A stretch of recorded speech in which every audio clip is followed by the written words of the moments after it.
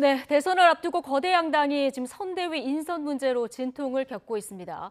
민주당 1호 영입인재 조동현 위원장, 가족과 아이들에 대한 공격을 멈춰달라 결국 사퇴 의사를 밝혔고요. 민주당 결국 이를 수용했다는 속보 저희가 조금 전에 전해드렸습니다. 국민의힘 윤석열 후보와 이준석 대표 간의 갈등은 여전히 현재 진행형인데요. 자, 여야 의원 두 분 모시고 관련 이야기들 나눠보겠습니다. 자, 전용기 더불어민주당 의원, 박수영 국민의힘 의원 두 분 모셨습니다. 어서 오십시오. 안녕하세요. 예, 안녕하십니까. 오늘 양당 모두 현안이 많아서 자, 속보 위주로 좀 양당의 현안들을 좀 집중해서 물어보는 형식으로 진행을 해야 될 것 같은데요. 먼저 윤석열 국민의힘 후보하고 이준석 대표 간 갈등 지금 생각보다 길어지는 이런 상황입니다. 박수영 의원님, 네.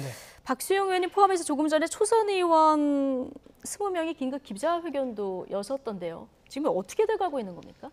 예, 지금 제가 기자회견 막 하고 예. 방송국으로 달려왔습니다. 그 지금 윤석열 후보께서 선대본부를 조금 전에 출발을 하셨는데 과연 울산으로 갔는지 안 갔는지 이 부분은 선대본부에서 윤석열 후보가 일단 나가셨어요. 하셨는데 예, 한 5분 전에 나가셨는데 울산으로 가셨는지 여부는 확인하기는 어렵습니다만은 네. 아마 오늘 울산에서 뵙거나 아니면 늦어도 내일은 두 분이 만날 걸로 지금 예상을 하고 있습니다. 그래서 오늘 갈 확률이 그러니까 더 좀 높다. 정리를 해보면 지금 네. 이준석 대표는 제주에서 떠나서 울산으로 가고 있는 상황이고 네. 윤석열 후보가 선대위에서 떠나긴 했는데 지금 울산으로 갈 가능성도 있다. 이렇게 또 보시는 울산으로 건가요? 갈 가능성이 크다. 예. 그러나 확실하지는 않다. 가시면서 확실하진 않다. 확실하게 울산 간다고 말씀을 하고 가신 게 아니라 예. 그냥 출발하셨어요. 네. 예. 그러면은 만약 오늘 울산에서 만날 수도 있고 안 만난다면 그래도 내일 정도는 내일이나? 두 분이 만나서 직접 만나서 해결할 수밖에 없는 상황이기 때문에 예. 어차피 만날 것이다 이렇게 보고 있습니다. 만날 것이다 이렇게 이제 기대를 하고 계신 이런 상황이고요. 자, 오늘 정오 전후로 나온 윤석열 후보와 이준석 대표의 발언들이 있는데요. 이 얘기 잠깐 듣고 오시겠습니다. 홍보비 관련해서 조금 논란이 있었잖아요. 그럼 윤핵관이라고 해서 표현도 나왔는데 좀 파악이 되신 건가요? 아니, 저는 그런 얘기를 들은 사실이 없기 때문에 거기에 대해서는 뭐 누가 그런 얘기를 저한테 한 사람도 없고요. 정당사에 정말 가장 최연소고 막 100년에 한 번 나올까 말까 하는 이런 젊은 당대표를 제가 대선 후보로서 함께 이 대장정을 간다는 것 자체가 제가 굉장히 운이 좋은 사람이라고 저는 생각을 합니다. 지금 작금의 상황에 대해서 저도 좀 당황스럽고 이준석 대표에 대해서 오해를 한 사실이 없습니다. 늘 저는 대단한 인물이라고 생각하고 의제를 사전 조율해야지만 만날 수 있다고 했다고 합니다. 저는 거기에 대해서 굉장한 당혹감을 느낍니다. 당 대표와 후보가 만나는데 의제를 사전 조율하지 않아서 만날 수 없다라고 하는 것은 저는 제가 누군가에게 그걸 왜 사전에 제출해서 검열을 받아야 되는가에 대한 강한 문제의식이 있습니다. 핵심 관계자의 검열을 거치자는 의도라고 한다면은 저는 절대 만날 계획이 없습니다. 예. 지금 윤석열 후보 100년에 한 번 나올까 말까 대표다 이렇게 치켜 세우기까지 했고 만나고 싶다 얘기를 했는데 이준석 대표 얘기를 들어보면 근데 전달자가 만나고 싶다는 얘기를 하면서 의제를 사전 조율해야 만날 수 있다 이렇게 전했다는 거 아니겠습니까? 네, 단어가 이제 조율이라고 나갔지만은 사실 두 분 만날 때는 어느 정도 합의를 좀 이루고 만나는 게 모양은 훨씬 좋거든요. 끝나고 나서 아무 발표도 하지 않는 것보다는 끝나고 나서 어느 정도의 발표를 할 수 있는 정도의 합의를 해놓고 만나는 게 좋은데 뭐 그게 전통적인 방식이고 우리 이준석 대표가 생각하는 지금 방식은 아니라고 이준석 대표가 지금 얘기를 하시기 때문에 아마 의제나 뭐 사전 합의 같은 건 없이 직접 두 분이 만나실 거라고 보고 있습니다. 근데 얼핏 좀 이상한 게 의제 조율이라는 거는 뭐 여야가 만난다던가 여야 영수회담을 한다던가 이럴 때는 뭐 의제 조율은 필요한 건 뭐 당연한데 이거는 같은 당의 대표하고 후보가 만나는데 사전에 의제 조율이 필요합니까? 글쎄 저 이준석 대표의 발언도 지금 보면 네. 라고 합니다라고 들었다는 식으로 돼 예. 있어서 전원이거든요. 네. 두 분 간에는 그런 오해가 없는데 중간에 있는 분들 사이에서 약간의 오해가 있는 거 아니냐 이런 생각이 들고 예. 직접 가셔서 대면에서 만나서 해결하는 수밖에 없다 이렇게 봅니다. 대면에서 만나서 그래서 더 해결할 수밖에 없다 이렇게 보시는 건데 전용기 의원님 뭐 여당 일이긴 합니다만은 이번 사태에 대해서 윤석열 후보의 정치력을 비판하는 분도 계시고 지금 이준석 대표가 목리를 부리고 있다 이렇게 보는 시각도 있습니다. 어떻게 보고 계십니까? 윤석열 후보의 이제 지도력을 비판할 수밖에 없는 상황이라고 보입니다. 이준석 대표는 그래도 공당의 대표로서 지금까지 역할을 해오고 있었는데 마치 그 점령군이라는 단어를 홍준표 후보가 썼더라고요. 그러니까 윤석열 후보가 당에 들어오면서 점령을 한 것처럼 모든 정권을 일단 우선이라고 하지만 가지고 오게 되었고 여기에서 그 이준석 대표를 패싱한다라는 이야기가 들릴 정도이기 때문에 이준석 대표를 충분히 끌고 갈 수 있었음에도 불구하고 이런 갈등을 만든 것은 윤석열 후보와 윤석열 후보의 측근이라고 불리는 그런 분들이 책임이 없을 수가 없다고 보이기 때문에 저희는 그 지도력을 탓을 할 수밖에 없다 이런 말씀을 드리고 네. 싶습니다. 근데 윤석열 후보의 지도력이 부재한 것이 큰 원인이다 이렇게 보셨는데 지금 이 중체된 시점에 당의 대표가 자맹을 이어가는 이 부분은 괜찮습니까? 사실 자맹을 이어가는 것도 바람직한 것은 아니죠. 지금 후보와 당 대표가 합심을 해서 사실 정당에 이루고자 하는 것들을 이룰 중대한 시기이기도 한데 이것들을 하지 않고 후보와 갈등을 빚으면서 자맹을 하고 그리고 또 만나주지 않겠다라고 사실 목리를 부리고 있다라는 이야기가 나올 정도거든요. 그래서 이런 부분에서는 바람직하지 않은 것으로 볼 수밖에 없습니다. 예. 자, 이 갈등이 오래되는 게 아까 박수영 의원님 얘기하셨듯이 직접 대화를 안 하고 중간에 이제 전달자들이 전달을 하는 과정에서 이제 오해가 증폭되고 이런 측면이 있어 보이는데, 자 어제 이준석 대표가 홍보비 관련해서 모욕적인 인사가 있었다. 자, 이 얘기를 했거든요. 여기에 대한 인사 조치를 해야 된다 이렇게 구체적인 조건을 내걸었습니다. 자, 어떻게 파악하고 계십니까? 두 분이 만나서 이제 협의를 하시게 되면 네. 다시 한번 말씀하시겠죠. 예. 저는 어느 한쪽이 완승을 거두는 방식으로 가서는 안 되리라고 생각합니다. 조금 손해를 본다는 식으로 약간씩 물러서서 예. 한 발씩 물러서서 절충안을 만들어서 합의를 하고 당을 빨리 정상으로 돌려야지 완성을 어느 한쪽에서 거두겠다 이런 마음으로 가면 그 완성을 거두겠다는 사람이 잘못된 겁니다. 제가 보기에는 이건 솔로몬의 그 우화가 있지 않습니까? 그 아이를 두고 엄마 둘이 다투는 우화가 있지 않습니까? 지는 쪽이 이기는 겁니다. 양보하는 네. 쪽이 이기는 거라고 생각하고 서로 간에 한 발씩 양보하려는 마음으로 가야 되고 그게 왜 필요하냐면 네. 정권 교체라고 하는 국민적인 대의 이게 있기 때문에 여기에 봉사하겠다는 마음을 먹게 되면 서로 양보하려고 드는 이런 모양이 되어야 정상이 될 것이고 그까지 못 간다 하더라도 양보하는 사람이 이긴다는 마음으로 진행이 될 거라고 봅니다. 예. 근데 양보를 하려고 해도 오해가 있었던 부분의 사실관계는 파악이 돼야 되는 이런 상황 아니겠습니까? 자, 이준석 대표가 지목한 윤핵관 당에서 파악은 하고 계십니까? 그게 저 언론에도 나오고 뭐 그렇게 이준석 대표도 말씀하셨다고 하는데 저도 예. 그 기자분들한테도 많이 물어봤는데 특정인으로 특정하기는 어려운 것 같아요. 예. 그러니까 이 캠프에 있는 여러분들이 선대위에 있는 여러분들이 기자분들 만나서 한 얘기들을 묶어서 추상적인 윤핵관이라는 사람으로 한 사람 부르는 것 같은 이런 느낌에서 특정인 한 사람은 아닌 것으로 제가 듣고 있습니다. 특정인 한 사람은 아닌 것 같다. 예. 예. 그러니까 그 선대위에 있는 여러 사람이 기자분들 만나서 얘기를 하는데 이것 묶어서 이렇게 묶어서 이제 윤핵관이라고 하는 것이지 한 사람의 문제는 아닌 것으로 듣고 있습니다. 예. 자, 이 전달자가 저희도 여기서 이제 돌아다니는 얘기가 있습니다만 특정해서 얘기하기는 좀 곤란한 이런 상황인데 어쨌든 윤핵관이라고 불리는 어떤 중간에 전달자에서 오해가 있는 사람이 두 분이 접점을 찾는다고 하면 윤석열 후보가 정리할까요? 어떻게 예상하십니까? 정리하기가 쉽지 않지 않을까 저는 그렇게 보고 있습니다. 사실 윤석열 후보는 그동안 자신들의 측근들이라고 하는 사람들은 굉장히 똘똘 뭉쳐있는 그런 모습을 많이 보였었거든요. 예. 그래서 윤핵관이라고 하는 사람들을 이렇게 정리해서 이준석 대표를 데리고 오기에는 조금 무리가 있지 않나 이런 평가도 있습니다. 사실 추측을 하건대 윤핵관이라고 하는 사람들이 당내에서 검사 출신의 이런 법조인들이라는 이야기가 많이 돌고 있거든요. 사실 윤석열 후보조차 이제 검찰에서 오래 몸담고 있었고 가장 믿는 사람이 결국에는 검사 출신이다라는 이야기가 많을 정도이기 때문에 윤핵관도 아마 검사 출신의 인원들이고 그분들이 또 주요 보직에 다 이렇게 포진되어 있다고 볼 수 있거든요. 그렇기 때문에 이것을 정리하고 이준석 후보의 의사를 다 수용하는 것은 좀 어렵다고 보니까 이준석 후보도 이렇게 의제 조율이 필요한 거 아니냐 이런 이야기를 하는 것 같다고 생각합니다. 예. 윤석열 후보는 또 이준석 대표가 지목한 홍보비 관련한 이야기 이로 들은 적도 없다 이렇게 얘기를 해서 말씀하신 대로 뭔가 만나서 직접 대화를 해야 이게 이제 풀릴 상황으로 보이는데 자 그나저나 다음 주 월요일이 선대위 공식 출범일이잖아요. 예, 그렇습니다. 예, 그 전에는 갈등이 봉합이 돼야 대표가 참석하는 완전한 그 선대위가 출범하는 거 아니겠습니까? 시간의 압박이 심한 상황이고요. 예. 그래서 제가 오늘 또는 늦어도 내일은 두 분이 만나실 거라고 보고 있고 네. 이준석 대표 입장에서도 선거를 엉망으로 만들겠다는 게 아니고 어떻게 하면 선거를 더 잘 치러서 우리가 대선에서 승리할 수 있겠는가 이게 목전의 관심사이기 때문에 두 분이 만날 것이고 만나면 잘 해결이 될 거라고 봅니다. 만약에 이준석 대표가 월요일에 참석하지 않는다면 선대위 연기 가능성이 있습니까? 아까 이양수 대변인이 네, 이양수 비슷한 대변인이 언급을 아까 해서. 발표했죠. 저 대표 없으면 연기할 수도 있다 이런 쪽으로 얘기를 했기 때문에 예. 저는 뭐 그럴 수는 있지만 그런 일이 발생할 확률은 매우 낮다.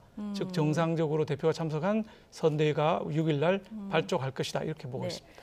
근데 이준석 대표가 지금 이렇게까지 강행 행보를 보이는 게 이대로 가면 선거 필패한다 이런 위기감이 있다 이렇게 전해지고 있는 상황 아니겠습니까? 오늘 초선 의원들 20분 모이셔서 이제 기자회견도 하셨는데 모여서 얘기해 보시면 이런 위기감은 같이 공유를 하고 계신 겁니까? 그렇습니다. 지금 뭐 지지율에서도 보시는 것처럼 우리 후보의 지지율이 떨어지고 있거든요. 예. 이재명 후보의 지지율이 올라가고 있는 것이 아니라 우리 후보의 지지율이 떨어지고 있어서 지금 박빙 상황으로 동률로 나오고 있는 이런 지금 상황입니다. 굉장히 위기 상황이죠. 국민적 예. 열망은 굉장히 큰데 지지율은 답보 내지는 떨어지고 있는 상황이기 때문에 위기 상황입니다. 이거를 극복을 해야 되고 그러려면 두 분이 화합해서 다시 전열을 가다듬고 나가야 된다. 그게 네. 국민의 열망을 보답하는 것이다라는 게 오늘 초선 의원들이 발표한 기자회견의 내용이었습니다. 예. 그러니까 지금 말씀하신 대로 국민의힘 선대위 내용이 이렇게 길어지면서 조금 전에 보셨습니다마는 오늘 나온 갤럽 여론조사에서도 윤석열 후보가 6%포인트나 하락을 했습니다. 좀 흔들리고 있는 모습인데 민주당으로서는 이 상황이 좀 지지율이 이재명 후보 지지율이 오르고 있기 때문에 그 상대당의 악재가 좀 호재가 되는 이런 상황으로 볼 수도 있을까요? 뭐 그렇게 볼 수도 있겠습니다만은 예. 사실 저희는 지지율에 일희일비하는 것보다는 어떤 방식이 국민들의 가슴을 울릴 수 있을까에 대해서 초점을 맞추고 있습니다. 네. 그래서 지속적으로 정책을 발표하면서 국민들께 다가오고 있는 것이고요.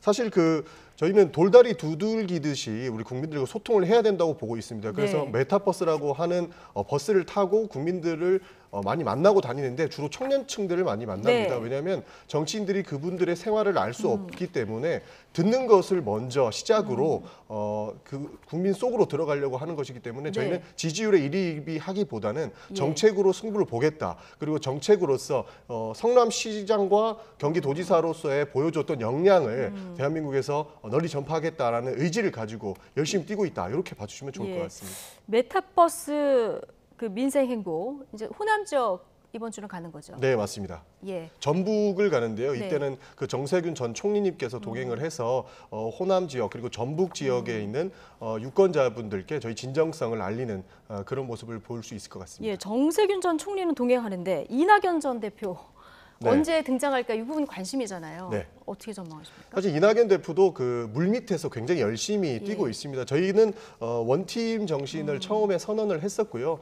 이번에 그 후보께서 전남 방문을 했을 때 네. 이낙연 전 대표를 모시고 더 나은, 더 새로운 정부를 만들겠다라고 공언을 하셨습니다. 그래서 그 이낙연 대표께서도 본인의 비서실장이었던 오용훈 비서실장을 직접 그 이재명 후보의 비서실장으로 가서 도와드려라 이런 식으로 메시지를 보내면서도 열심히 돕고 있고요. 지금 네. 당장에 그 표면적으로 나오지는 않지만 물밑에서 우리 정권 재창출을 위해서 굉장히 큰 노력을 하고 계신다 이런 말씀을 드리고 싶습니다. 네. 자, 원팀 이야기가 나와서 지금 이낙연 전 대표 얘기가 나왔으니까 홍준표 의원 얘기를 좀 해보겠습니다. 어제 윤석열 후보가 홍준표 의원하고 경선 이후에 처음 만나신 거죠? 네, 그렇습니다. 예. 3시간 40분 정도 굉장히 길게 만난 이런 상황인데요. 네. 좀 전해드린 얘기가 있으십니까? 예, 많은 얘기가 오갔고 예. 이 이제 대선 승리 문제에 대해서 그 전에는 홍준표 대표님께서 이제 방금 원팀 정신 말씀하셨지만은 한 팀으로 들어오지는 않은 상태에서 백의종군하겠다. 이 정도 네. 선에서 머물러 있었는데 어제 상당히 긴 시간을 얘기하면서 여러 가지 정치 선배로서 조언을 해준 것으로 알고 있습니다. 그래서 우리 윤 후보께서도 나와서 정말 좋은 그 어드바이스를 많이 받았다 이런 얘기도 하셨고요. 예. 앞으로 이제 이준석 대표와의 관계가 정리되면 우리 홍준표 전 대표께서도 다시 선대위에 들어가셔서 활약을 하지 않겠느냐 이런 희망을 갖고 있습니다. 예. 지금 국민의힘 선대위 총괄 선대위원장 비어져 있는 상황이고요. 어제 보니까 홍준표계 의원으로 꼽히는 배현진 의원도 윤석열 후보 캠프에 이제 합류를 했더라고요. 앞으로 홍준표 대표가 조금 더 적극적으로 전면적인 역할을 맡을 가능성이 있을까요? 저는 충분히 가능성이 있다고 보고 있고요. 배현진 의원뿐만 아니라 저 예. 유승민 계열에 속하는 유이동 의원까지 어제 선대위에 합류를 했습니다. 네. 그게 무슨 얘기냐면 물밑 조율은 다 끝났다. 다시 말해서 두 분 다 유승민 의원, 홍준표 의원 모두 선대본부에 들어가서 활약을 할 가능성이 높다. 이렇게 볼 수 있겠습니다. 예, 같이 경선을 치른 후보들과의 원팀 문제 양당 공히 얘기를 나눠봤고요. 민주당 선대위 얘기를 조금 이제 해보겠습니다. 자, 사생활 논란이 불거졌었던 쇄신 선대위 1호 영입 인재죠. 조동현 위원장이 결국 사의를 밝혔고요. 자, 민주당에서도 결국 사의를 수용했습니다. 자, 그런데 오늘 오전에 송영길 대표는 만나서 입장을 직접 들어보고 결정하겠다 이런 얘기까지 했었는데요. 오전 송영길 대표 이야기 먼저 듣고 오시죠. 저에게 사퇴 의사를 밝히면서 제발 자기 아이들, 가족들에 대해서 이런 공격을 멈춰줬으면 좋겠다 이러한 마음을 표시했습니다. 일단 이번 주말경 직접 만나서 여러 가지 대화를 나눠보고 판단을 할 생각입니다. 조동현 우리 공동 상임선대위원장은 국회의원에 출마하거나 장관 후보자로 임명된 사람이 아닙니다. 10년 전 이혼한 사실을 가지고 이렇게까지 가족이나 개인사를 공격해야 될 사안인지 국민들께서 판단해 주시기 바라겠습니다. 네. 자, 10년 전 이혼한 사실을 가지고 이렇게까지 가족이나 개인사를 공격해야 될 사안인지 판단해달라. 자, 이때까지만 해도 주말에 얘기를 들어보고 사의를 표명한 것에 대해서 반려하는 게 아니냐 이런 해석이 나왔었는데 이후에 이재명 후보가 직접 그 페이스북에 글을 남겼습니다. 모든 책임은 후보인 제가 지겠습니다. 이후에 지금 민주당에서 이 사의를 수용했다 이 입장을 저희가 속보로 전해드렸거든요. 네, 이재명 후보께서 본인이 모든 비난을 받아들이겠다라고 네. 선언을 하신 거죠. 사실 그 조동현 위원장 같은 경우에는 송영길 대표께서 처음에는 만류를 하셨습니다. 지금 개인적인 공격으로 개인의 사생활에 대한 공격이기 때문에 예. 충분히 활동할 수 있다라고 판단을 하셨는지 만류를 처음에는 했었는데요. 네. 조동현 위원장께서 인격 말살적인 공격을 받고 있고 아이들을 보호하기 위해서라면 어쩔 수 없이 제가 물러나는 것이 맞겠습니다라고 재차 사퇴 의사를 밝혀왔었습니다. 그 위에는 이제 이재명 후보와 함께 송영길 대표도 사퇴를 받아들이신 걸로 보면 될 것 같습니다. 당내에서도 여러 가지 의견이 있었을 것 같습니다. 네, 도덕적인 문제가 뭐 있다라는 이야기도 있었고요. 사실 예. 10년 전에 있었던 일이기 때문에 큰 문제는 없었다라는 이렇게 가불론박이 있었는데요. 사실 사퇴하게 가장 큰 결심은 뭐였냐면 가로세로 연구소라는 유튜브에서 우리 강용석 변호사가 네. 아이의 얼굴과 이름 그리고 그때 당시에 공식적인 문서까지 공개적으로 공개하는 바람에 예. 아이에 대한 이제 인신공격적인 공격을 넘어선 이런 위협감 때문에 어쩔 수 없이 사퇴 의사를 밝힌 것이라고 보면 좋을 것 같습니다. 아이가 상처를 받았기 때문에 사퇴 의사를 밝힌 것이다. 예. 이제 본인에 대한 비난도 충분히 그 선거에 도움이 안 될 예. 거라는 판단도 충분히 있었겠지만요.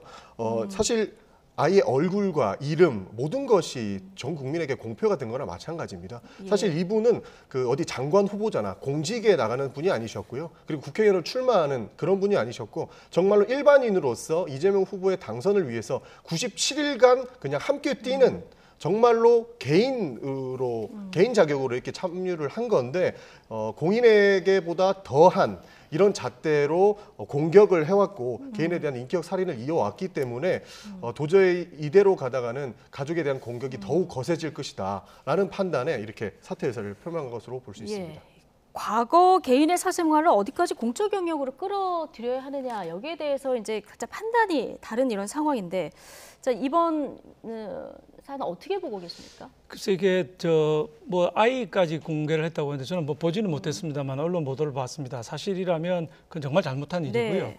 본인의 문제로 돌아가면 이게 우리 그 송영길 대표께서는 단순히 이혼이라고 말씀하신 사실은 그보다 더 깊은 일이 있다는 거는 우리 언론에서 다 보도가 돼서 알고 있는 사항이고요.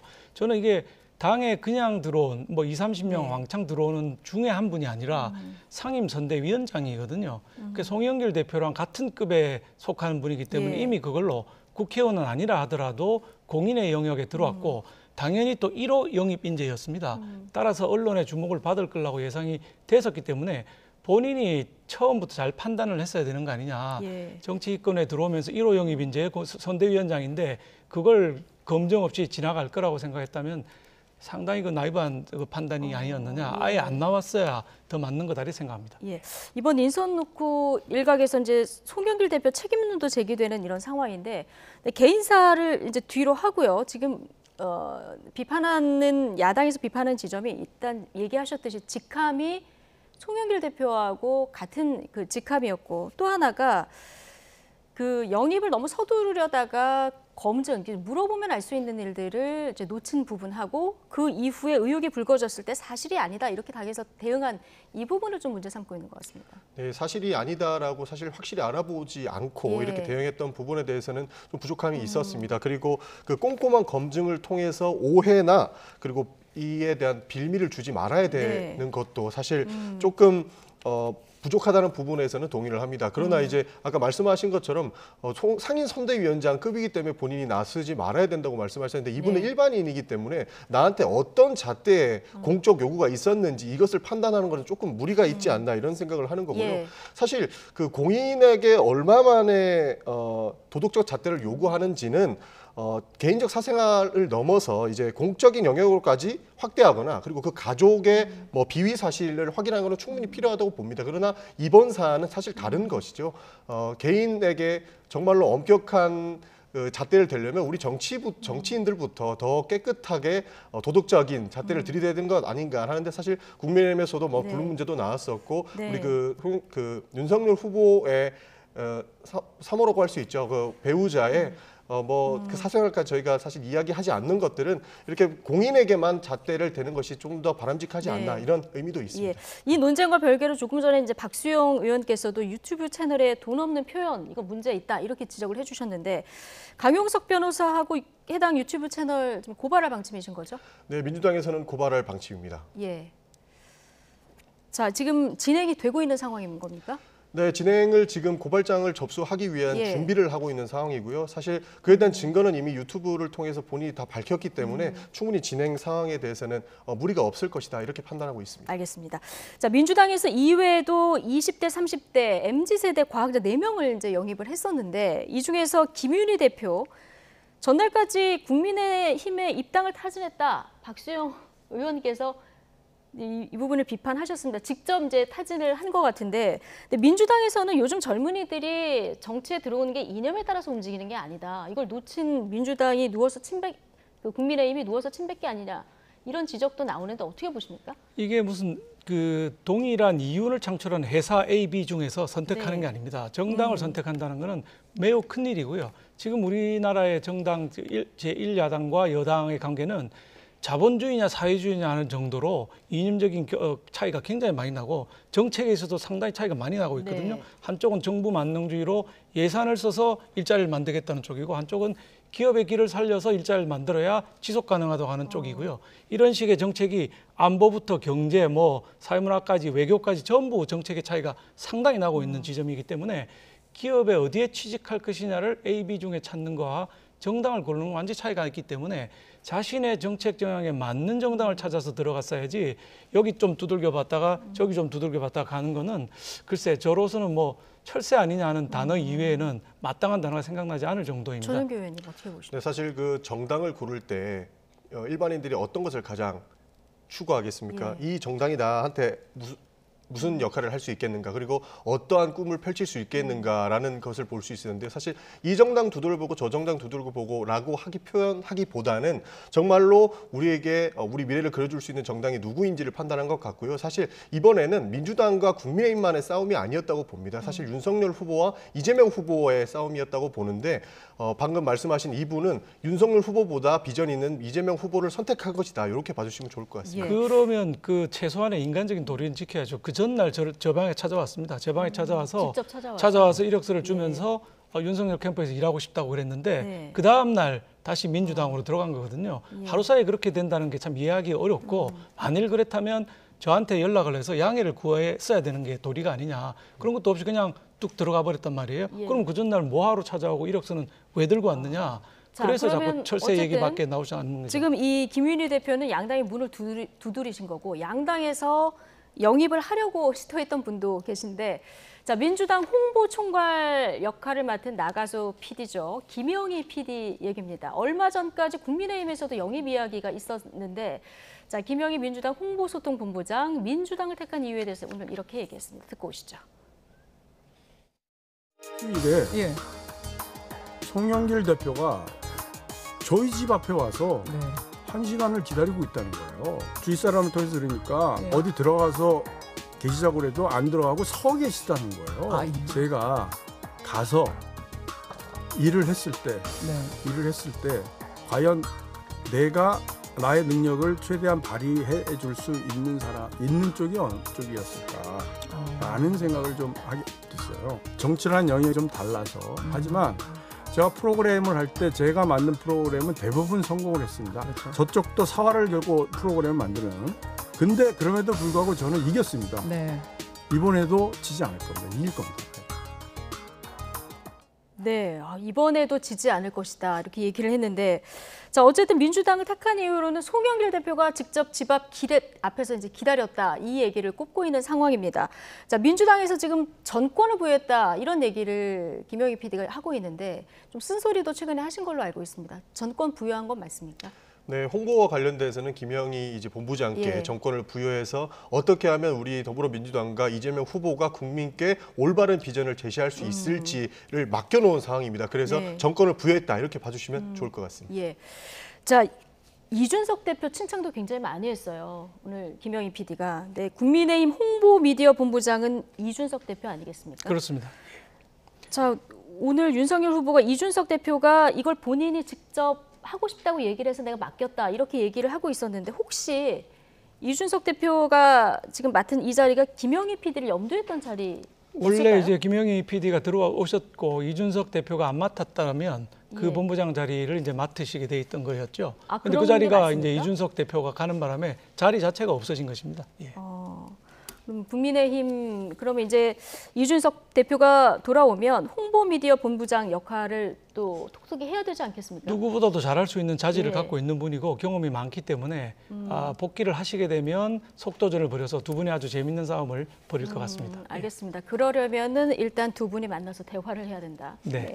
알겠습니다. 오늘 두 분 말씀은 여기까지 듣겠습니다. 전용기 더불어민주당 의원, 박수영 국민의힘 의원 두 분과 함께했습니다. 고맙습니다.